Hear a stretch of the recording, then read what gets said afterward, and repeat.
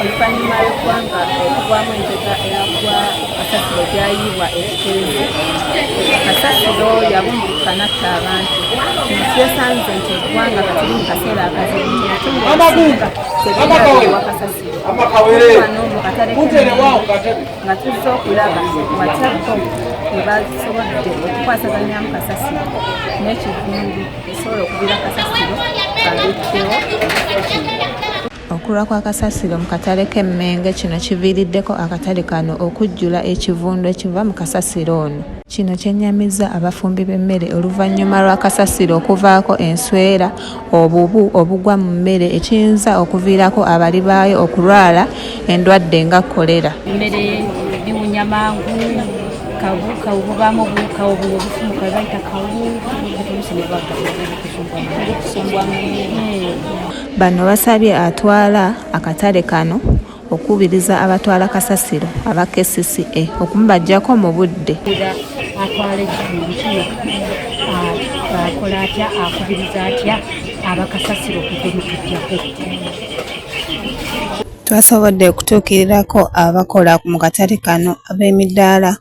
Omukyala n'atugamba nti bye bajja mu bintu bye basuubula mu katale kano oba bye batunda mu katale kano nga nakati bamuggyako ebitiititi, emboga ne baziggyako ebikoola, ennaanasi ne baziggyako ebintu byazo naye tebalina bye babiteeka babisuula mu midaala ekibiviirako okuvunda ne bibaleetera ekivundu. Oluvannyuma lwa kasasiro okulwawo okumukima nga bamukima olunaku lumu lwokka lwa Mande. Siko na shida kasasiro tunakata hiyo kitu tukikata tunaweka kwa gunia ya cabbage kwa gunia ya nanasi kwa gunia.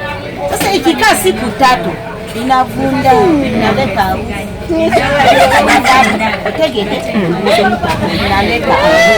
Kasasiro hapo anachukua mara moja kwa wiki. Monday naweka kasasiro huko, Tuesday kutoka nachukua kasasiro, tunakuwa bila pasi ya kuweka kasasiro. Chairman wa katale kano Omulangira Kalema Benoni avumiridde obugayavu bw'abantu be bano bakulembera mu katale k'Emmengo nti emmotoka ya kasasiro bwejja buli omu yeesuulirayo gwa Naggamba. Alino kankubuulire kino abantu abo balaba bamanyi n'emmotoka okujja mu lw'emutwala buli omu n'asigala ng'atudde kasasiro nga tamukuttena.